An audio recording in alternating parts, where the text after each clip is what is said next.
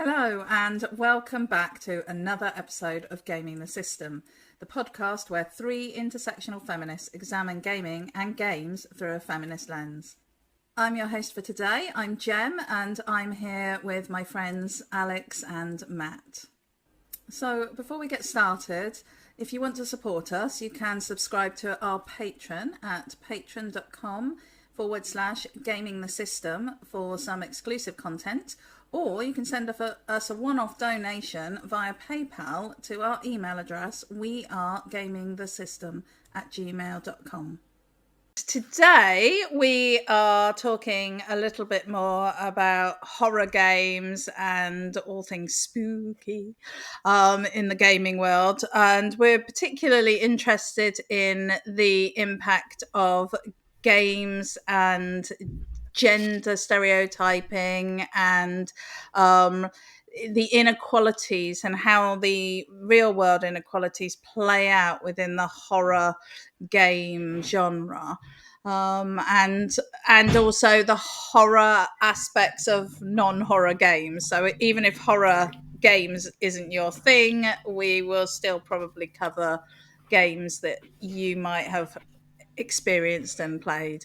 But before we get on to that, I wanted to start with a little exploration of our own spooky experiences, as it is so nearly Halloween. It's the 29th when we're recording this, and so it's just a couple of days until the All Hallows Eve and the spirits will be abroad. And I mean out and about, not over on the continent. So oh, sorry, Matt. That's you've heard of have dad jokes. I make mum jokes, which are even worse. Right. So, shall I kick off with my story, and then we'll see where we go from there. So, I grew up in a old house, old farmhouse, and it's probably about 500 years old, in the oldest part of it. So it's lots of beams, and it's not one of those tiny, like rickety little houses that you can sometimes come across at that age. It's a bit more sturdy than that because it had belonged to local farming families over the years, and so they had removed the black and front of the house at some point. So anyway, it's a big old farmhouse, and it is always been very creaky. And when I was, I can't remember quite how old I was, probably around 10 or 11. I was really into all the sort of spooky stuff, but into the kitchen there was a really big heavy door, and I'm talking massive. It's basically the size of two doors stuck together, and I think originally it had been the main door to the house, but there was lots of house added on to that space. So the kitchen was the oldest part of the house. But at the bottom of the stairs, you basically had to go through this big wooden door that, for a small girl, was quite difficult to open sometimes, and it had a one of those big round handles, and it would, because it was wood, it would warp, and sometimes it would be a bit sticky, and other times it would be fine. And so one morning I was going down the stairs, and I was following, I think, probably my dad. And I used to not like getting stuck on the stair side of the door. I used to want to go through the door before the door shut, partly because it was so heavy, but partly because I was scared. And one of the reasons that I was scared was because behind the stairs, there was another room, which I think was probably a lot newer in the house, but it was a room that was used as all sorts of different things over the years. But at one point, it was our sort of like kids' room, like a playroom. Makes it sound incredibly posh, but it was just a space where we dumped all of our toys, and there was a room there, and there also had been steps underneath the staircase that went down into the cellar, which was a dry cellar. So, but my parents had blocked that up so you couldn't get in from inside the house. You could only get in from outside the house. Anyway, my brother had always maintained that he had nightmares about the room behind the staircase, that was the playroom, and subsequently we that's why we never really liked it being our playroom. And he used to have really vivid night terrors and things, and often used to be about this room. So this one morning I was walking down the stairs. My dad was ahead of me, and he went through, and the kitchen door slammed shut just before I got there. And I was like, so I ran over, and I held the handle, and I was like trying to open the door. And I was, and what you're not supposed to do is look behind you. So, but of course I did, because I was scared, and I turned around, and I kid you not, but I saw a woman walking from just what was the front door of the house, across into this, either down the stairs into the cellar or into this other room, into the playroom. And she was um normal woman height, and wearing a long dress. She was completely white. She was outlined, so I could see like her outline, but couldn't see any details in her. And she was sort of swirly, like smoke within this outline. And I was terrified. I yanked open the door and ran through and just hid in the kitchen. I never saw her again, and nobody believed me, obviously. But yeah, I did see her. I don't know whether she was there, but I did see her. So that was my spooky story. Wow, that's pretty terrifying, I must say. Yeah. Well, I don't know if mine comes close, but it was also in childhood, funnily enough. Um, as a family growing up, we used to watch a lot of Doctor Who. And at the time, this would have been like the 1960s, 70s era Doctor Who, or even 80s, So, like, the very first Doctor Who that I saw was, I think it was Peter Davidson, the one with the cricket top and the hat. But we always were like fascinated by the Daleks. The Daleks were the big baddies in Doctor Who, and we came up with this running joke as children. Whenever we were having Sunday roast, we would go off to the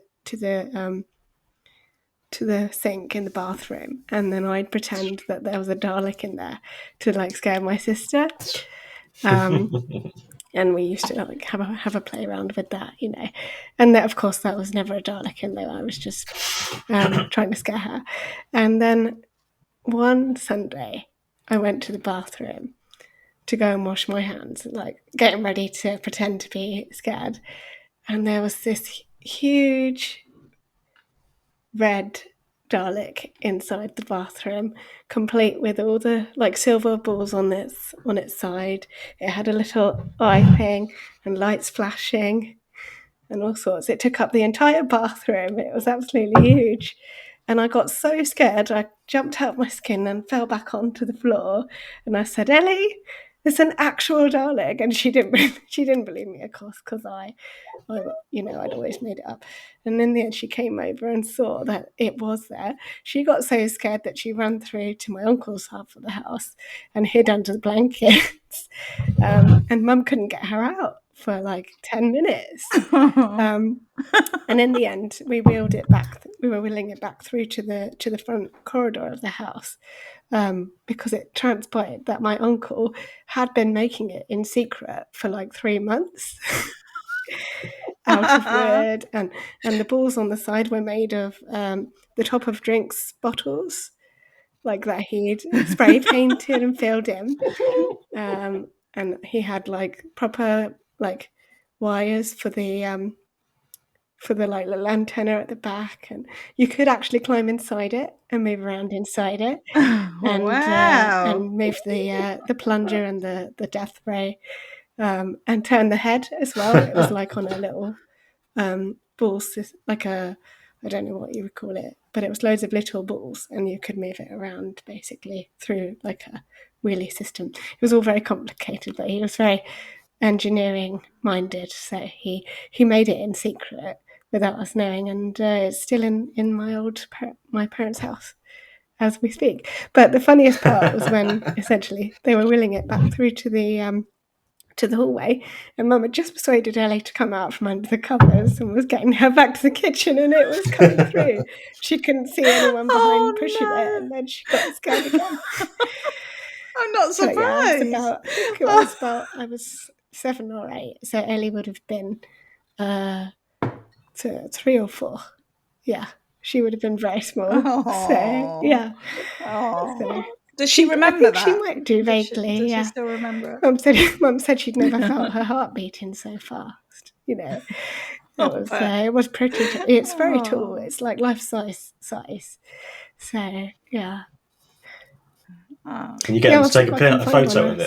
somewhere in my old laptop. But yeah, Yes, you I will must, send it. and we can share that. Yeah. Oh, that's a Mm. brilliant story. What about you, Matt? Yeah, I racked my brain, and then I went and asked my mum and my sister. None of us have ever had anything remotely spooky or supernatural happen to us. Thank God, because every time that like, I like a good scary story. There's some you find a good person telling a good scary story, then it's great. And I find myself every time I'm listening to one, I think, thank God that nothing like that has ever happened to me, because I've got enough problems. I've got enough. I've got enough things that genuinely 100% exist with zero shadow of a doubt. And if I start, if maybes get, if I have to start thinking about things that might be the entire universe of shit that Yeah, is supernatural and stuff, then that it's would a be too step much for too me. far. Yeah. Yeah, and I have a supernatural. I have a supernatural limit of stuff that I go, oh well, never mind then, because there has to be rules. There has to be, in order for it to be compelling, there have to be rules, and so much of supernatural, like, unknowable, Cthulhu-y, and what's it called, Lovecraftian Hmm. stuff, where it's the I looked into the abyss and the abyss Yeah. looked back. That kind of that unknowable Hmm. stuff. I can't handle unknowable stuff. I need to be able to know it, and so I'm very glad that none of that unknowable shit has happened to me yet. At least. Oh, yeah. No, I don't blame you. Although I have an almost the opposite experience because I mean, I still get quite scared of like spooky TV shows and films and things. I have to be quite sensible about when I watch them and how whether I watch them on my own and things. Um, because I've got such a vivid imagination. It's what happens afterwards when I go to bed and I'm like, I'm there going, what's that noise? What's that noise? But I did used to be really scared by the whole concept of possession. And then I was kind of like, actually, people can do pretty much everything horrific that, some supernatural possession can do. And then so I stopped being scared of sort of demonic possession and started being scared of people instead, which is perhaps not the right way to go about it. But today we're not going to get too scary. I think, I hope. And, obviously, if anything that we talk about is getting you too scared, then we won't be offended if you take a break and have a cup of tea, touch some grass, all of those things. We will probably be touching on some quite sensitive topics because we're going to talk about the impact of the way that the portrayal of gender and the way that, particularly the way that women are so often portrayed as victims in horror and horror games. So just be warned and be careful, look after yourselves. So with that said, we have already started this topic and we were like, oh, we'll just whiz through it. And we just scratched the surface. So we're basically like just hopefully going to get through a bit more of it today, and we will see where we get to. But what we ended up talking about in our last episode on this was about the negative impact that the portrayal of women in horror, usually as a victim, usually as somebody needing saving, particularly in the games world. And I think there is an argument to say that the games horror world has a little bit of catching up to do with the movie horror world. So we are sort of switching between the two a little in this conversation. So just bear with us. But in the way that women are portrayed can have quite a negative impact on how women could be viewed in the real world, and so there's quite a few tropes that are drawn on for horror, and one of them, and we did mention it in passing last time, was the idea of the last girl. And have either of you heard of this trope? And Indeed, yes. Yeah. So it's basically where the last sort of good girl is the one that's left standing at the end. And it's sort of, well, I mean, to me, it always feels a bit like a sort of like, if you're good and you do all the right things and you're a good girl, then you will survive. It's got nothing to do with being cunning or strong or lucky or any of those things. It's usually the virtuous kind one survives. In the US, you will usually find that the dog survives as well. I think that's less common in the UK. I don't know what that says about us, because we are a nation of dog lovers, apparently. But yeah. So, what do you guys have any thoughts on this last girl trope? And do you have any examples of games where the trope plays out? The one that comes to mind, like recently, is watching a playthrough of Resident Evil 4, which is where Leon has to go and rescue the president's daughter, and she's this like teenage blonde, runs everywhere like that. It's just an extremely frustrating thing that particularly like Japanese games do. They'll have adult women run like and behave like they're K-pop stars. And so all she does is run around and get in the way. And then apparently in the original there was some weird sexual thing while they were going away on the jet ski, that they removed from this one. But still, it's that this virginal girl with no flaws who's going, "Oh, save me," and that they're the only ones that are worth saving. Ones that aren't perfect and virginal and the right kind of girl, they don't get to get saved. They get to be killed by the monsters. Yeah, it's difficult because I don't, or you probably know, I don't play a lot of horror games. But a similar character in terms of like the innocent girl being the one needing to be saved, it does kind of come up in the most modern remake of Tomb Raider with Lara's friend Sam being pretty, inept at generally surviving. And obviously Lara and the rest of the group get separated, and it ends up that Sam is the one that's always needing to be rescued out of the group. And Lara obviously takes up the role of saviour. which is interesting, obviously, because they're both women. But I think Lara is kind of taking up the male protagonist type role in that scenario, which is interesting as well. But definitely because Yeah. obviously there's supernatural forces at play in that story as well, and they're the ones that take Sam away and kind of trap her, and then want to use her as a vessel for the ancient queen to like take root in and kind of possess her. So it's like using her as this pure vessel to be ultimately the new home for the queen.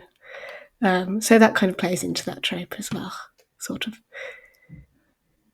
It seems like that's becoming a bit of a pattern in that we talked about how the immediate thing that my reaction was when you said talked about Sam from Tomb Raider. I went, oh, she's so useless and irritating and pathetic and just goes, I just want to be saved. And then on the other side you've got another woman whose job it is to save them, and then that woman has contempt for the one that needs saving, and it's making a relationship that would otherwise be between the male main character, and a woman. They just we'll just we'll swap that woman to a man, and then not change the trope of the damsel in distress.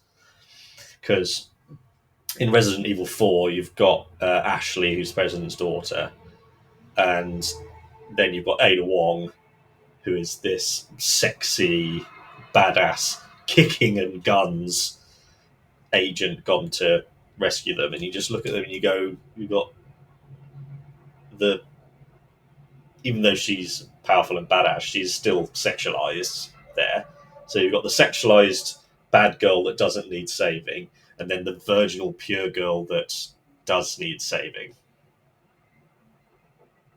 And it's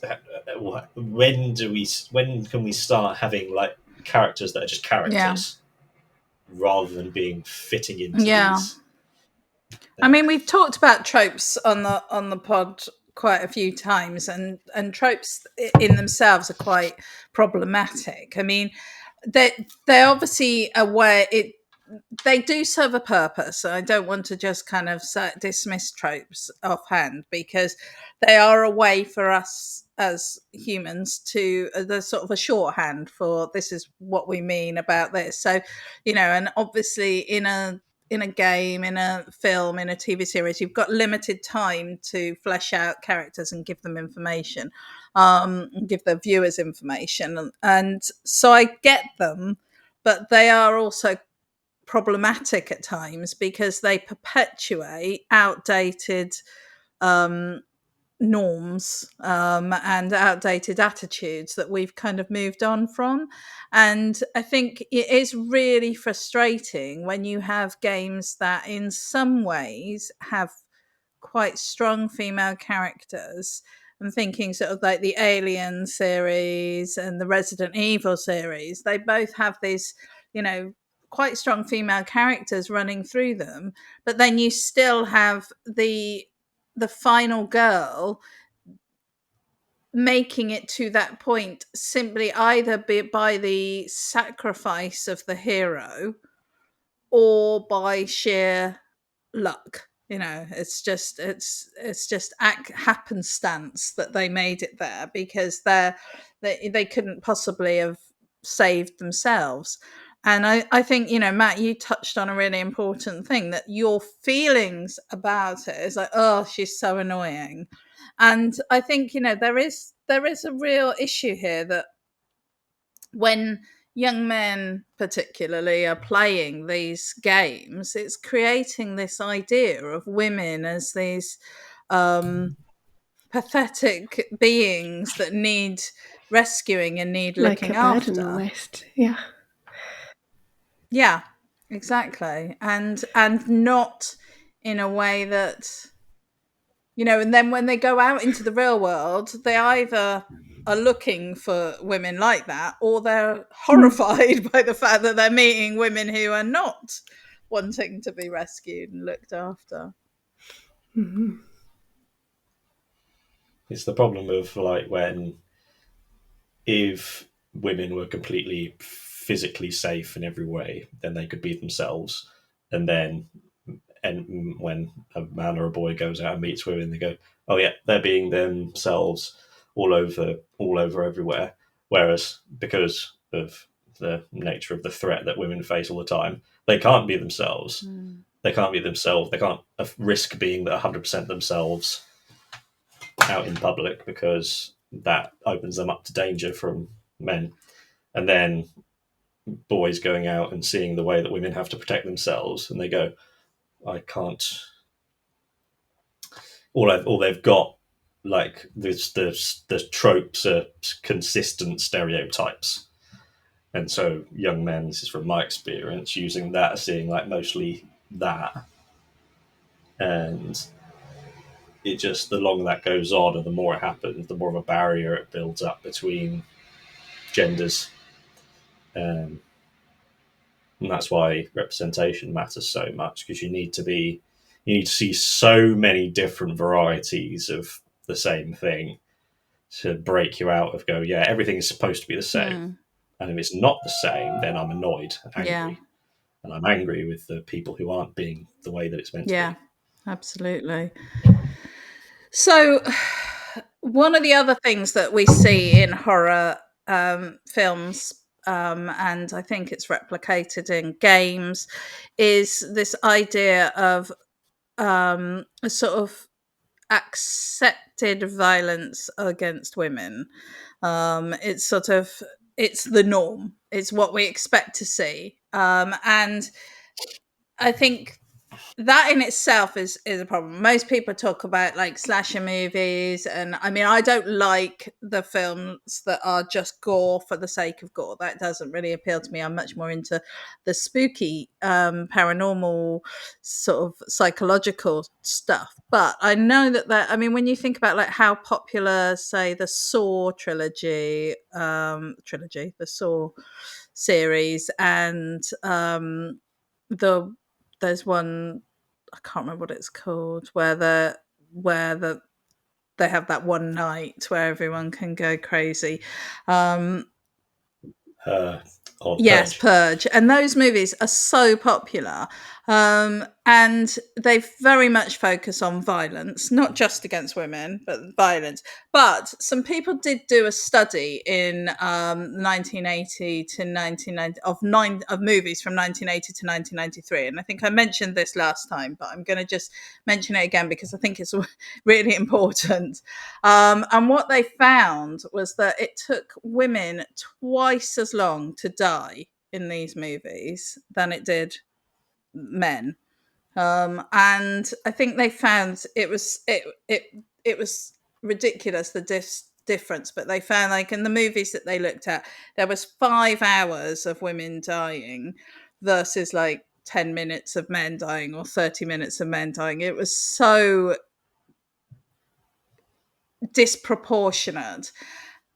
And I think when you're thinking about that from a screen time perspective, what that means, just to spell it out, is that women are being tortured on screen. That's what's actually happening, and that has to be problematic. And I think that that's bad enough in a movie, and I would like to see research in the same issue within the games world, because when you are actively controlling a character, or you are actively involved in a game, which we have often argued is a positive thing about gaming, is that it's an active experience. What does it do to you if you're involved in that disproportionate level of violence against women and girls compared to what's happening to men? The obvious thing that strikes me is that if there's more violence against women on screen, then people are naturally going to become desensitized to it. aren't they? That's just what happens when you're exposed to a lot of violence. I feel like from playing video games that I am slightly more desensitized to violent scenes in film and TV than my relatives who don't play video games, for example. But I definitely think that that is one of the most problematic elements, is the potential for the desensitization of seeing violence against women on screen, and kind of just not having it impact in the same way as violence against men on screen. One example I can give, I think, it's not quite horror, but I was watching the TV series Outlander. Don't know if either of you have watched it. But in the first season, I think there's a prolonged set of at least an episode worth of torture scenes, which were particularly difficult to watch, where the main antagonist takes on the male lead, and the male lead's the one getting tortured, and it's particularly, well, it's not nice, it's pretty graphic, really, and it was incredibly unpleasant to sort of sit through, to the point where I kind of skipped most of the episode. But there's a lot of scenes of like sexual violence, potentially sort of bordering on rape across the series. I mean, not the whole series, it's not all about that, but like there are those elements, and I sort of feel like you see it so often in film and TV, those sorts of scenes where the heroine's in trouble, and then the male lead comes in and saves her just as things are getting bad, and you see it so often that you're like, oh, it's another one of those scenes again. But when I was confronted with the scenes of male torture, I was like, oh my god, this is something new, and it's something that is really, really uncomfortable. But I think because I've seen, not to the same level, but so much on perhaps a sort of entry level, as it were, in a lot of other media, then I'm sort of less shocked by it, if that makes sense. Which is a horrible thing to say, but that's one of the things I remember picking up on when I watched it at the time. So you're saying that because we don't often see men in that position, it was more Yes. horrifying, more Yeah. shocking to Yeah. see it, which, as you say, kind of underlies what you're saying about the way that seeing this stuff over and over again inoculates us against these scenes and the horror of Yes. it. Yeah. Yeah. I don't know if it makes sense, but I think it does. Yeah. Yeah, it makes perfect sense. Yeah. Thank you. Matt, what do you have any thoughts on this? I'm sure you do. Yeah. So, always.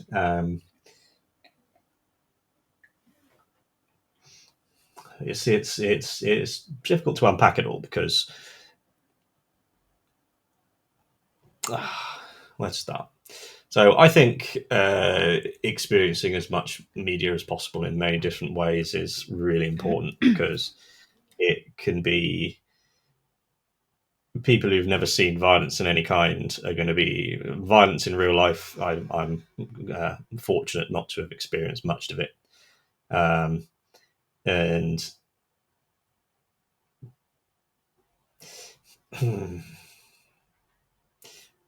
art is a safe place to imagine all these kinds of things, and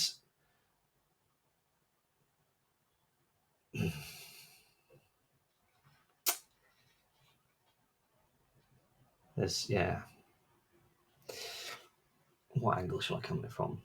The motivation behind the people making these things, I think, is crucial because there's a long period of time where everything produced was produced by a small population of people, There's just white men in their 30s and 40s coming up with all these same things. And the thing that I've been thinking about when I think about we're in this sort of transition phase away from that into the things that people are putting up on screen and the things that they're making are coming from a genuine creating a character and telling a story through them, where it's about the story of the characters, not about the people writing them. And we talked about it a little while back about in the trailer for the Final Fantasy remake Part 2, Tifa, when she's like 15, was wearing a cowgirl outfit, and they added a sort of a sports bra underneath it, so there wasn't any cleavage. And tons of people were like, because that it was the original trailer, she didn't have the sports bra on, and then 3 years later she had the sports bra. And some people were going, why have you censored this? Why have you done that? Why have you changed it differently? And you have to start off with thinking, why would, if anyone can have cleavage anytime, that's up to an individual person. Why would someone want to see a 15-year-old girl's cleavage who isn't a fellow teenager? That's a problematic thing about a lot of people wanting to sexualize children. That's a big thing. So you start right from that's one. If you're complaining about that for that reason, you go, okay, that's one thing. And if you talk to the original game developers, are saying, why did you have it like that to begin with? And then they can either say, oh, we wanted her to be sexy, which big cross, no, bad. We wanted it to be the same as she was when in the original one. And then you go, why did they have her with cleavage when she was mid-teens? And it comes down to, right, they were sexualizing a child. They started off doing it and then thought, oh, actually, we don't want to do that. And so we give her a sports bra so there's no cleavage. And the point I'm trying to make is, if there can be violence against women in media that can be extreme, but can also be powerful stuff. But when it's being made by people who are doing it because it doesn't matter to them, either they don't think they just think, oh yeah, it's cool and gory, and they don't recognize the weight of what's underneath it, or, as happens a lot, is it's the animosity towards women of the people writing these things who take pleasure in writing these horrible things happening to women. And the relationship between sexual violence and violence being perpetrated by men on women, they are so entwined. And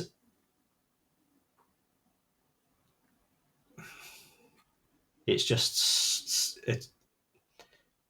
that, because every woman that is murdered, like practically every woman that is murdered by a man, it was someone they were either intimately involved with currently or previously. So that says to me that all violence against women has a sexual component to it. And just this big fucking mind fuck of media